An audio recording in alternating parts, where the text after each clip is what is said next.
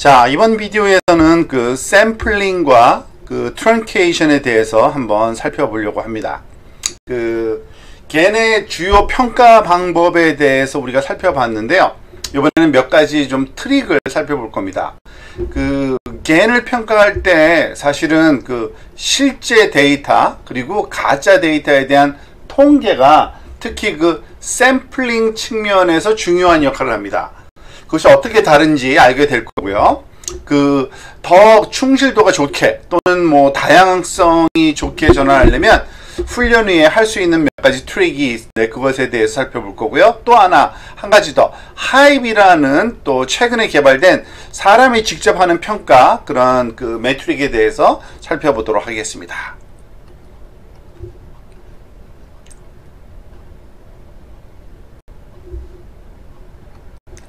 자, 샘플 그 크기뿐만 아니라 FID로 평가할 때 샘플링할 이미지 자체 그걸 어떻게 선택해야 되는지 그 샘플링을 그 하는 게 참 중요합니다. 특히 그 페이크 이미지에 대해서 그러한 일이 발생하는데요. 왜냐하면 진짜 같은 경우에는 그냥 랜덤하게 그 리얼 이미지 같은 경우에는 우리가 주어진 데이터로부터 랜덤하게 그냥 그 샘플링을 하면 되겠죠. 근데 가짜의 경우에는요, 이 문제가 있습니다. 무슨 문제가 있냐면, 이 G값을 가지고서 우리가 훈련을 시키기 때문에 그 G값 자체가 어떤 분포를 갖고 있습니다.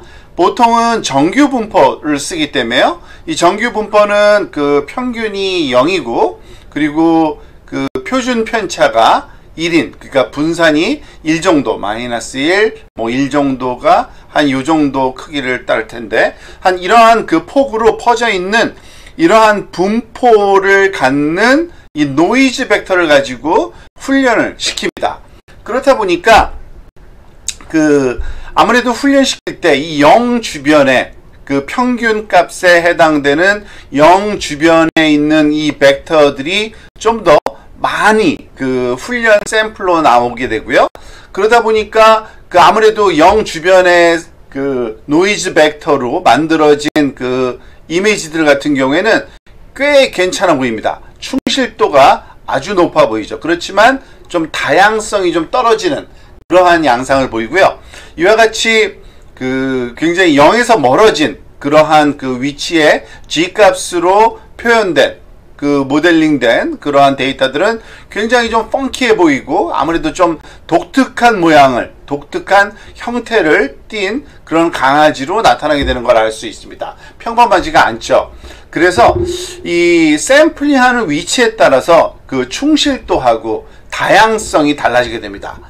그래서 그 좋든 나쁘든 그 샘플링 기술이 실제 평가에 그 특히 다운스트림 응용의 어떤 측면에 따라서 우리가 그거를 조절할 수 있게 되고 그 이유는 아무래도 FID나 뭐 인셉션 스코어 같은 그 겐을 평가하는 점수들은 이 모델 매개 변수하고 상관이 있는 게 아니라 이 모델의 샘플 어떠한 모델 샘플을 가지고서 우리가 측정했느냐에 따라 다르기 때문에 그렇습니다. 그래서 겐에 대한 평가는 샘플에 따라 달라지기 때문에 이게 굉장히 중요하다라는 사실을 우리가 알고 그 샘플하는 방법에 대해서 좀 자세하게 살펴보도록 하겠습니다.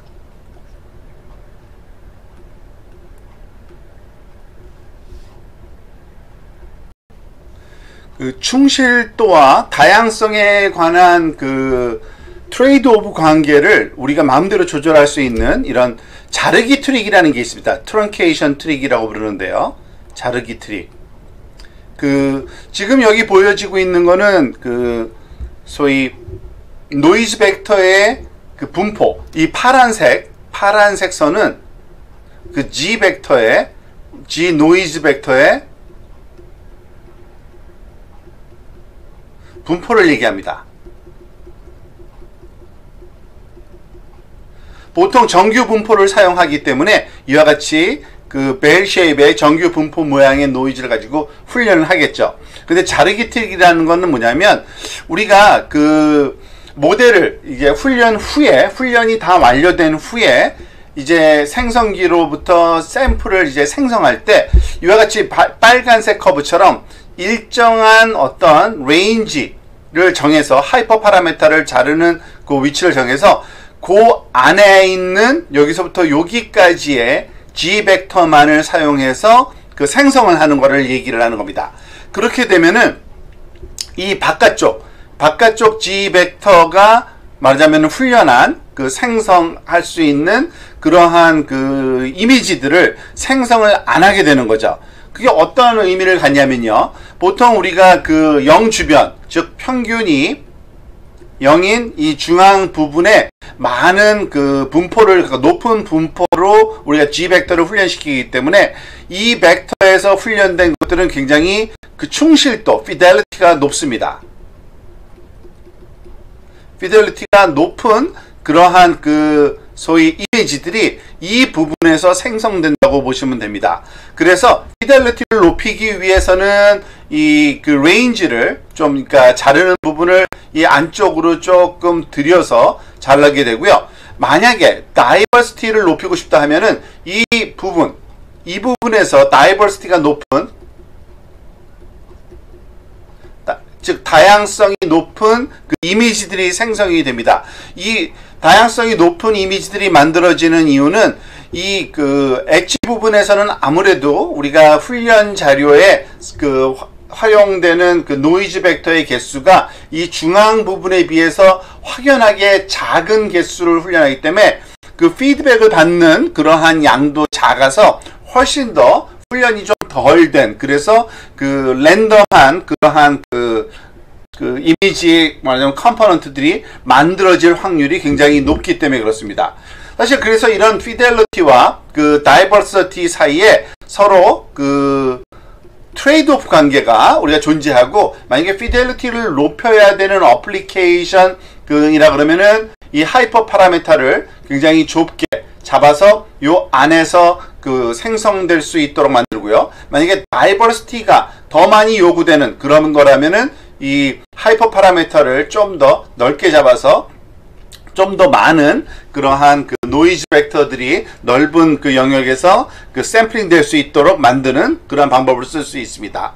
이것은 그 FID나 인셉션 스코어 같은 어떤 겐의 평가라기보다는 주어진 훈련된 겐을 어떠한 응용에서 원하는 그 말하자면 그 소위 이미지들의 그러한 그 성질이 피델리티냐 아니면 다이버시티냐에 따라서 맞춰서 우리가 이런 트렁케이션 트릭을 우리가 적용할 수 있다는 얘기입니다. 즉 잘라낼 하이퍼 파라미터의 위치를 이곳으로 잡느냐 이곳으로 잡느냐 어느 곳을 잡느냐에 따라서 피델리티를 높은 이미지를 만들 수도 있고 다이버시티가 높은 이미지를 만들 수도 있다라고 생각을 할 수 있겠습니다. 자, 어차피 그 FID가 그 좋게 생각하는 것들은 높은 값을 갖는 것은 인간의 눈에 더 보기 좋기 때문에 보기 좋게 만들기 위해서 우리가 그 잘린 그러한 그 스펙트럼, 그러니까 그 소위 분포로부터 샘플을 얻고자 하는 그 목적이죠. 그래서 결국에는 그 가장 좋은 판단은 그러면은 사람이 직접 판단하는 것이 어떤 평가에 좀 더 정확한 그러한 것이 아닐까라는 생각에 의해서 시도된 방법이 있습니다. 그 하이프라고 부르는 건데 이거는 한 2019년도에 스탠퍼드 연구원들에 의해서 개발된 방법인데 무엇의 약자냐면요, Human Eye Perceptual Evaluation의 약자입니다. 즉 Human Eye Perceptual Perceptual Evaluation 의 약자로 그렇게 이렇게 짧게 HYPE 이렇게 만든 거죠. 그러니까 인간 눈의 지각 평가라고 이렇게 우리가 그 얘기를 번역을 할 수 있고요. 인간 눈 지각 평가.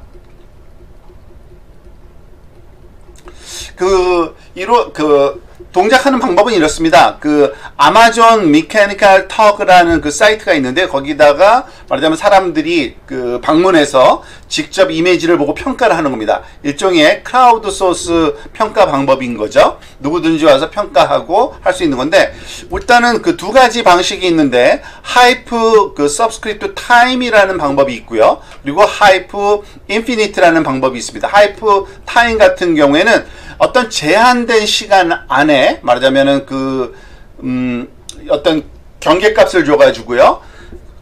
깜빡깜빡거리면서 이미지가 가짜인지를 판단하도록 하는 겁니다. 사실은 그 이미지가 진짜에 가까우면 가까울수록 가짜인 같다는 판단을 하는데 오랜 시간이 걸리거든요. 그래서 다양한 시간 그 갭을 주면서 이 perceptual threshold에 맞춰서 얼마만큼 그러니까 빨리 발견되면 굉장히 그 낮은 그러니까 lowest high이라는 거는 낮은 값의 그 시간으로 평가된 것들은 그 가짜에 가깝다는 거고요. 진짜에 가까운 것들은 굉장히 어려운 그러한 그 평가 인 거죠. 오래 걸리는 거죠. 그래서 마지막에는 뭐 그 어느 정도 정확한지를 그 평가하기 위해서 하이픈 무한대 진짜 가짜를 완전히 그 판단할 수 있는 데까지 충분한 시간을 쓰는 겁니다. 그래서 그 궁극적으로는 그 뭐 다운스트림에서 사용되는 응용 분야에서 어느 정도까지의 정확도를 요구하냐에 따라서 우리가 그것을 그 적용할 수 있겠는데 지금 여기 보고 있는 것처럼 이와 같은 하이프를 써서 휴먼 이밸리에이션 했을 때 이 아래쪽에 있는 이미지들은 가짜 이미지로 그리고 요 위쪽으로 가면 갈수록 점점 더 이거는 그 진짜와 같다라는 이미지로 판단할 수 있다는 것입니다. 그리고 우리가 소위 겐의 말하자면 퀄리티 또는 겐이 진짜를 잘 모델링했다 안 했다는 거는 그 응용 분야에 따라서 사실은 굉장히 큰 차이가 납니다. 그 의료 같은 경우에는 예를 들어서 뭐 폐렴이 있는 엑스레이 이미지를 생성하는 거라면 사실 의사가 실제로 그것에 폐렴이 있고 없으면 알려주기를 원하는 거지 아무리 좋다 그래도 우리가 이렇게 디펜더블하게 우리가 그 평가에 의존할 수는 없는 상황이기 때문에 그 이미지넷으로 사전 훈련된 것으로 뭐 그것이 판단됐다 그래서 우리가 신뢰할 수 있는 건 아니죠. 그래서 이 겐의 이미지의 평가 방법은 그 어플리케이션의 그러한 그 분야에 따라서 우리가 활용할 수 있고 없고가 정해진다고 보시면 되겠습니다. 자, 요약을 하면 이렇습니다. 그 훈련에 사용된 G의 그 사전 분포, G, 그 노이즈 벡터의 디스트리뷰션을 사용해서 가짜를 그 샘플링하는 방법을 좀 알아냈는데요. 즉, 분포의 꼬리 부분, 그 테일 부분을 조금 더 자르느냐, 아니면은 조금 덜 자르느냐에 따라서 그 피델리티가 높아지기도 하고, 다이버시티가 높아지기도 하니까, 우리가 원하는 어플리케이션에서 원하는 그러한 성질의 그러한 그 이미지를 생성하기 위해서 그러한 그 디스트리뷰션, G 사전 분포의 디스트리뷰션의 그러한 그 영역을 제한하는 그런 트렁케이션 트릭을 활용할 수 있다는 얘기를 좀 알려드렸고요. 그리고 인간 지각 평가라는 그러한 방법으로도 사람의 눈으로 직접 평가하는 그러한 알고리즘도 개발돼서 우리가 그 겐의 평가에 활용되고 있다고 얘기했습니다. 하지만 모든 평가는 어떤 객관적인 평가라기보다는 사용되는 응용 분야에 따라서 그 평가의 말하자면 가치가 달라질 수 있으니까 우리가 조심해서 적용해야 된다는 사실도 알고 있어야겠습니다.